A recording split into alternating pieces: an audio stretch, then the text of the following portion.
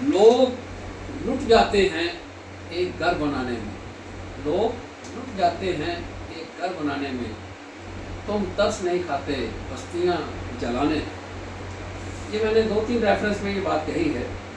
एक तो जो इस वक्त पूरी कंट्री के अंदर ये चर्चा चल रही है स्टूडेंट्स के अंदर कि नीट के जो एग्जाम हैं, पेपर हैं, पर्चे हैं, उनको लीक हो। तो ये कोई पहली बार वारदात नहीं हुई है, ये पहले भी होते रहे, काफ़ी बार हुए। तो रिजेंटमेंट भी हुई और उस रिजेंटमेंट के बाद फिर ये तरीकाकार जो है गुड गवर्नेंस का नहीं होता है कि बच्चों का जो पेपर, मैंने इसलिए कहा कि पूरी ज़िंदगी लग जाती है माँ बाप को बच्चे को पढ़ाने में, पूरी ज़िंदगी लग जाती है बच्चे को अपना आप संवारने में, अपना आप उस मकाम तक पहुँचाने में कि वो क्वालिफाई कर सके। पूरा कंपटीशन होता है लाखों की तादाद में पूरे मुल्क के अंदर। तो जब आप संभाल नहीं सकते तो ये बनाने का फ़ायदा क्या है? तो क्वालिफाइंग मार्क रखिए जैसे पहले हुआ करते थे, जो कॉलेज के मार्क्स हैं उसके मुताबिक कर लीजिए, नहीं समझता है तो ना समझे। लेकिन जो ये आज बच्चे सड़कों पर उतरे हैं, ये इनको पढ़ना चाहिए था, लेकिन ये इनको दरबदर कर दिया गया कि साहब कौन शख्स है वो जो करता है। और फिर उसके बाद रिजल्ट क्या निकलता अदालतों के अंदर, पकड़ा भी जाएगा शख्स, सीबीआई इंक्वायरी भी होगी, कोर्ट तक भी पहुंचेंगे, लेकिन अदलिया का आगे ही जो हाल है वो पूरा ही बेहाल है। इस वक्त अदलिया को अच्छे जजों की ज़रूरत थी, लेकिन नियुक्तियाँ हम किस बेस पर कर रहे हैं? महला वाइज नियुक्तियाँ हम किस बेस पर कर रहे हैं? विलेज वाइज नियुक्तियाँ हम क्या बात कर रहे हैं? Region wise. ये तो हमारे पैमाने बन गए हैं कि एलिवेशन जो है हाई कोर्ट जजिस की इस लेवल से अगर होगी, सुप्रीम कोर्ट की इस लेवल से होगी कि ज़रूरी है एक वुमेन बनाना, ज़रूरी है एक शेड्यूल कास्ट बनाना, ज़रूरी है एक फला कैटेगरी से लेना। ये बातें जो थी, जो वक्त पहला था, कॉन्स्टिट्यूशन के अंदर इसकी कोई गुंजाइश नहीं है। इसीलिए आज जो अदलिया है, लोगों की नज़र जो है वो सारी अदलिया पर है और अदलिया का पठा बैठा हुआ है। आज हमें उन लोग जजों की ज़रूरत है इस वक्त जहां हम आके खड़े हो गए जिस मकाम पर, जो जल्दी फैसला कर सके, जो एक हमें उम्मीद की किरण दे सके, जो आज हमें ये बता सके कि साहब जल्दी से फैसले होंगे, जो आज हमको ये बता सके कि क्वालिटेटिव फैसले होंगे। आज सुप्रीम कोर्ट को कहना पड़ रहा है कि साहब 3 महीने से ज़्यादा आप जो है वो फैसला जो है रिजर्व नहीं रख सकते। तो ये बातें छोटी छोटी सुप्रीम कोर्ट को समझानी पड़ रही हैं, हाई कोर्ट को, और हाई कोर्ट को समझानी पड़ रही है लोअर कोर्ट को। लोअर कोर्ट की जो हालत है आज पूरी कंट्री में होगी मुझे पता नहीं, लेकिन यहाँ भी कोई बुरी नहीं, कोई अच्छी नहीं नज़र आती है। ये लोग यंग लायर जब कोर्टों में जाते हैं तो इनको तारीख के अलावा कुछ नहीं मिलता है, लेकिन जो तारीख इनको मिलती है वो गले पे छुरी चलती है क्लाइंट की, गुरी पे छुरी चलती है उसके जो उसका कारोबार है, जो उसका जो इंसाफ लेने आया है, दुकान बुला रहा है, एक वुमेन है, एक एग्जीक्यूशन पिटीशन फाइल करती है, वो पिटीशन फाइल फैसल से नहीं आती है। वो कहती है कि सर मेरा स्त्री दान जो है वो वापस कर दीजिए, वापस करवा दीजिए, वो फैसला ही नहीं होता है। सालों साल लग जाते हैं इस बात को, पहले जवाब आता है, फिर जवाब के बाद तरीक आती है, तरीक के बाद फिर जवाब आता है। तो साहब कहीं पे मैंने तो एक पिछले दिनों में हमने एक टेस्टिंग केस हमारे सामने आ गया, एग्जीक्यूशन भी हो गई। पहले तो सुप्रीम कोर्ट ने ये भी कहा है कि भाई साहब एग्जीक्यूशन है तो सारी डिसाइड कर दो, बेल मैटर तो डिसाइड कर दो, बेल मैटर के लिए आप इतनी देर जहाँ सिविल लिबर्टीज इन्वॉल्व है वहाँ भी है। तो लोगों की सारी उम्मीद, क्योंकि 3 पिलर तो ये सॉलिड है कॉन्स्टिट्यूशनल, चौथा पिलर जो है वो मीडिया है। मीडिया जब आवाज उठाता है तो काफ़ी लोगों को फिर बुरा लग जाता है, भाई सोशल मीडिया से आगे जैसे ये कॉकरोच पार्टी बना दी। अब बुरा तो लगता है कि भाई साहब जो अनएम्प्लॉयड हैं या जो जिनके पास काम नहीं है, ये हमारा फर्ज बनता है, हमारा दायित्व बनता है हम सबको चलाएं। ये हमारा दायित्व बनता है सीनियर वकीलों का, जजों का, कि हम जूनियर्स को ग्रूम करें। लेकिन जब हमने उनकी बात ही नहीं सुननी है, वो तैयारी क्या करेंगे, वो अच्छे जज क्या बनेंगे, वो अच्छे ऊपर हाईकोर्ट जज क्या बनेंगे?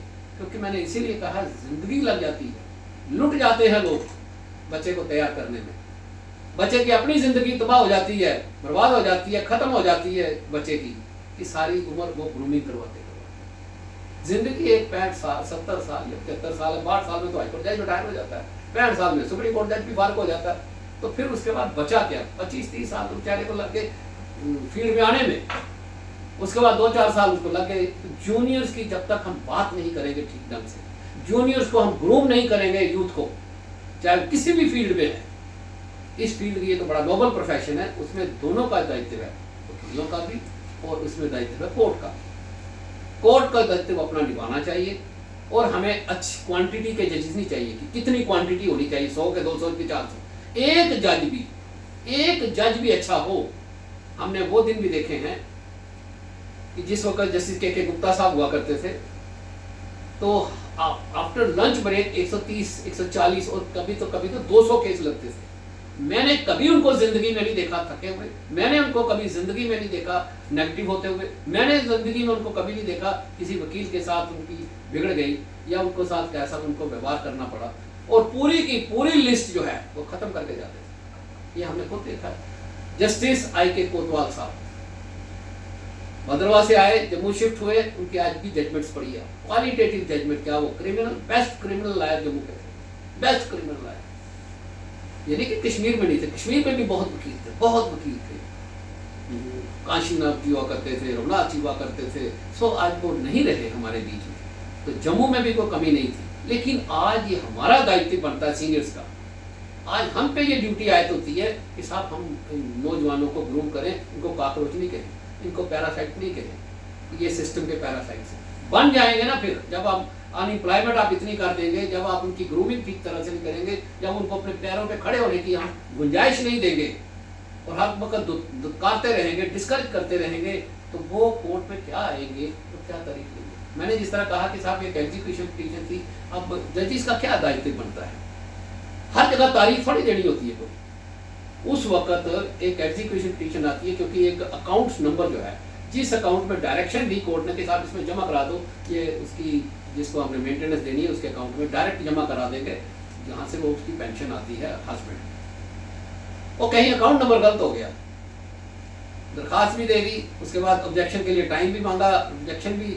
नहीं फाइल हुए, फिर मांगा कि साहब अब छुट्टियां भी पड़ने वाली हैं, कम से कम छुट्टियों से पहले कम से कम उसका अकाउंट नंबर तो ठीक कर दीजिए, बाकी तो डिस्प्यूट जो है वो चलता रहेगा कि साहब उसको मिलने हैं पैसे, आगे के नहीं मिलने हैं, कितने मिलेंगे कितने। लेकिन जो अवार्ड उसको इंटर्न मिला है वो भी 1.5 साल से उसको एक दिवाली मिला है क्योंकि उसका अकाउंट नंबर गलत हो गया। अब ये बताइए कि उस जज को कितना और टाइम चाहिए, कितना टाइम हाईकोर्ट उसको देगी और एडमिनिस्ट्रेटिव जज देगा, कोई फाइल नहीं देखता है। मुझे याद है कि जिस वक्त हम बिगनर थे, इनकी तरह स्टार्टअप था, स्ट्रगलर थे हम, तो मुझे याद है कि साहब जिस वक्त हम कोर्ट में जाते थे तो जजेस दे वर सो काइंड, वो खुद बुला के पूछते थे कि इसमें ये त्रुटि है, इसको ठीक कर लीजिए आप, या इसमें आप ऐसे हैं कि उन दिनों कोई स्टेनो नहीं कोर्ट के पास होता था, खुद फैसले लिखते थे, सब कुछ वो खुद करते थे। तो कभी कभी तो वो ये भी पूछ देते थे कि इसको कल पढ़ के आना तो इसकी बात कर लें। तो ये जो व्यवहार है ये एक जज का वकील के साथ, बिगनर्स के साथ ऐसा होना चाहिए। अब ये बताइए कि साहब वो जो एग्जीक्यूशन एप्लीकेशन है, वो फाइलिंग है, अब उसको पैसे नहीं मिल रहे हैं, छुट्टियां भी पड़ गई हैं, उसकी बच्ची जो है स्कूल से निकाल दी, उसकी बच्ची, ये मैं अरनिया का केस की बात कर रहा हूँ, रजनी उसकी मदर का नाम है, उसकी बच्ची जो है स्कूल में पढ़ती है 8वीं में। अब उसका कैरियर जो है क्या हमने बर्बाद किया कि नहीं किया, उसका साल बर्बाद हो गया, क्योंकि ट्यूशन फीस देनी है, स्कूल की फीस देनी है, ट्रांसपोर्टेशन चार्जेस देने हैं। तो हमने सिर्फ करना क्या था, अकाउंट नंबर ठीक करना था। मैं जज का नाम नहीं लेना चाहता, यह एडमिनिस्ट्रेटिव जजेस की ड्यूटी बनती है कि नीचे कभी ना कभी गुलदस्तों के अलावा भी कोई काम कर लिया करे। खड़े गुलदस्ते लेना काम नहीं होता है, बड़ी अच्छी बात है गुलदस्ते देना, गुलदस्ते लेना, लेकिन यहाँ से जब एडमिनिस्ट्रेटिव दायित्व है, मुझे याद है कि जस्टिस साहब सेठी साहब जज बने 1986 में, क्या तहलका मचाया उन्होंने कोर्ट में। वो 9:45 बजे हम एक बार पहुंचे मुबारक मंडी में, तो अंदर वो मुंसफ की अंदर चेयर पर बैठे हुए थे, तो जज साहब अभी नहीं पहुंचे थे। सारी फाइलें उन्होंने मंगवा ली और 10:30 बजे तक पूरा, जिस वक्त उन्होंने अपनी हाईकोर्ट ऑन करनी थी, वहां पे शुरुआत करनी थी, उससे पहले वो सारे नोट लिख चुके थे कि किस किस फाइल में ये गलतियां हैं, और एक्सप्लेनेशन वहीं दी, देन एंड देयर नोटिस उनको मिल गया जज को कि इसकी कल तक एक्सप्लेनेशन दो कि इन फाइलों में क्यों ये ऐसे हुआ और क्यों ये इतनी डेट ये डिस्पोजल नहीं हुए। आज हम सिर्फ सर्कुलर निकालते हैं, फॉलो अप कोई भी नहीं है। आपने कितने किस्म के रूल्स बना दिए, कितने किस्म के ये आपने डिस्टिंग्विश कर दी कि साहब जो कत्ल का केस है उसको इतना टाइम लगेगा, बेल को इतना टाइम लगेगा। ये कैटेगरीज बनाई है हाई कोर्ट ने, मैंने नहीं बनाई है। लेकिन क्या कोई सबॉर्डिनेट जज उनके मुताबिक खरा उतरता है? ये बताइए। किसने उसके मुताबिक जो है, तो फिर बनाने का फायदा तो डेकोरेटिव पेपर वर्क क्यों इतना करना है, या तो बनाइए और करिए। अभी हाल में जितना ये हमने सब देखा, मैंने ये इसीलिए कहा कि सब क्वांटिटी मैटर नहीं करती है। मैंने जजेस के नाम भी लिए जो काम करने वाले थे और कैसे वो काम करते थे। आज तो हमें पता ही नहीं कि एडमिनिस्ट्रेटिव जज जाता कहाँ, सड़क पत्थर लगाता है, स्टोन लगाता है, बाद में पता नहीं उस स्टोन का बनता क्या है। यहाँ तो कोई 40 स्टोन डॉक्टर एस आनंद ने लगाए थे, इसके भी लगाए थे। बाद में हमें एजुटेशन करनी पड़ी और चैम्बर्स बनवाने पड़े, हमें एजुटेशन करनी पड़ी, लोअर कोर्ट मुबारक मंडी से यहाँ लानी पड़ी, हमें एजुटेशन करनी पड़ी हर ब्लॉक के लिए। यहाँ पर हमें ये सारी रोड बंद करनी पड़ती थी एज ए लायर्स, और 2-2, 3-3 महीने हमको एजुटेशन जाना पड़ता था, इतनी लंबी एजुटेशन तो वो हमने वो युद्ध किए हुए। लेकिन उस वक्त साइमल्टेनियसली जजेस की क्वालिटी भी बहुत अच्छी थी, वो एडमिनिस्ट्रेशन को भी डुबोचते थे और वहाँ पे हमारी प्रॉब्लम को भी समझने की कोशिश करते थे। आज जो है मैं समझता हूँ एक ट्रांसफर भी अगर करनी है तो सोच समझ के करनी चाहिए। आप एक जल्लड़ को चुन लेते हैं तो फिर आप कहते हैं ये क्वालिटेटिव जजमेंट्स देगा। मैं किसी का नाम नहीं लेना चाहता, नाम किसी ने प्राइवेटली पूछना बड़ी खुशी से आ सकता है मेरे पास, जितनी लिस्ट चाहिए उसको मैं दे दूंगा, CID वाले को चाहिए वो भी दे दूंगा, हाई कोर्ट को चाहिए वो भी दे दूंगा। लेकिन ये हाई कोर्ट का अपनी जगह भी दायित्व बनता है, जब जजमेंट्स आती है देखनी चाहिए, उनको भी संज्ञान लेना चाहिए। 1-2 केसों में तो लिया, जैसे राहुल भारती जी ने लिया, बहुत सख्त संज्ञान लिया उन्होंने कि साहब इसको जुडिशियल अकेडमी में भेज दो। तो ये होना चाहिए ना, जब एक जज को जिसको आप ट्रांसफर फिर 2 साल के लिए, तो उसको मुसीबत बन गई बात को, 2 साल तो उसको ट्रांसफर नहीं करना आपने। ये आप थोड़े बैरियर हटा दीजिए। बार जिसको चाहती है, बार एसोसिएशन जो है वो उसके पास हर एक का रिकॉर्ड होता है। बेस्ट अगर कोई जज को जज कर सकता है तो वो वकील है सिर्फ, तो उसकी सुनवाई होनी चाहिए, उसके साथ मुलाकात होनी चाहिए, हर वकील के साथ चीफ जस्टिस को मुलाकात करनी चाहिए, सारे फॉर्मर बार प्रेसिडेंट से चीफ जस्टिस को मुलाकात करनी चाहिए। तब जाके ये जो है, जो अच्छा एडमिनिस्ट्रेटर है वो अच्छी क्वालिटी दे सकता है।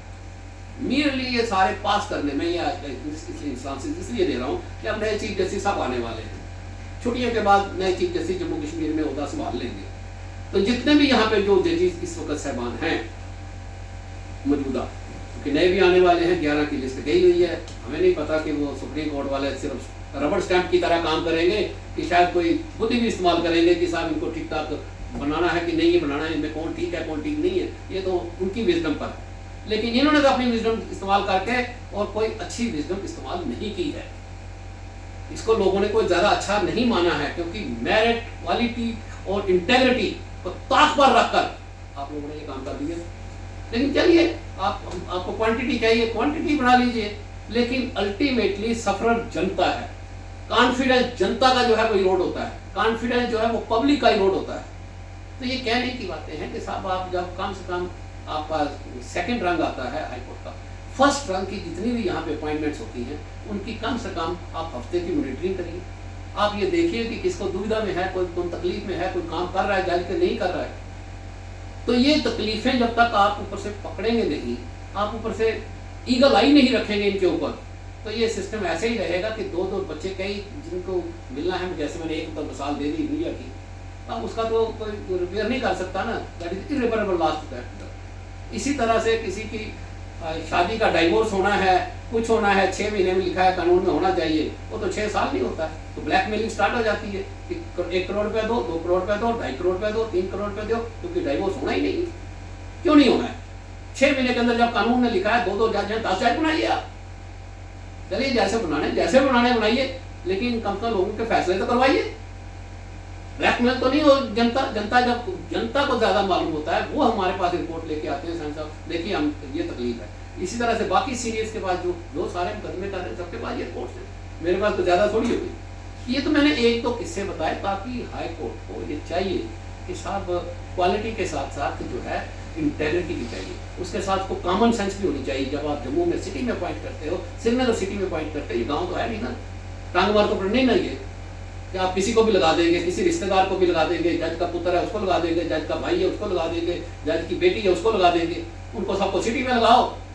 जो इंटेलिजेंट है, जो कॉमन सेंस रखता है या कुछ कर सकता है, उनको बाहर फेंक दो। तो इसीलिए मैंने वर्ड शुरू में कहा था, ट्रांसफर भी जो है वो भी मैटर करती है कि साहब ऐसे हेडक्वार्टर्स पे आप उनको अच्छे लोगों को लगाइए। ये तो आप पे दायित्व है। हमारा दायित्व ये है कि हम जो है हम कोई तारीख नहीं लेंगे, हम पूरा कोऑपरेट करेंगे आपके फैसलों में, मीडिएशन में भी आपका पूरा साथ देंगे, लेकिन मीडिएशन के लिए तो आपको अच्छे लोग रखने पड़ेंगे। मीडिएशन के लिए अच्छे सीनियर लोग रखिए, जो तजर्बाकार लोग हैं। आप उन लोगों को दे देते हैं मीडिएशन जो 1.5-2 महीने तो ज़ाया कर देते हैं और आगे से उनको नेगोशिएशन करनी नहीं आती है। नेगोशिएशन पे काट होता है, इसलिए मीडिएशन लिखने से थोड़ा मीडिएशन हो जाती है कि जाइए मीडिएशन के पास, वो 15 मिनट के बाद वापस आ जाए लड़ झगड़ के। सो इसके लिए भी एक जो जिम्मेदार वकील हैं उनकी ड्यूटी लगाइए, उनको आप अपने साथ रखिए, उनको आप जोड़िए और उनकी बाकायदा फीस फिक्स करिए। शुक्रिया, मेहरबानी, चर्चा हम जारी रखें।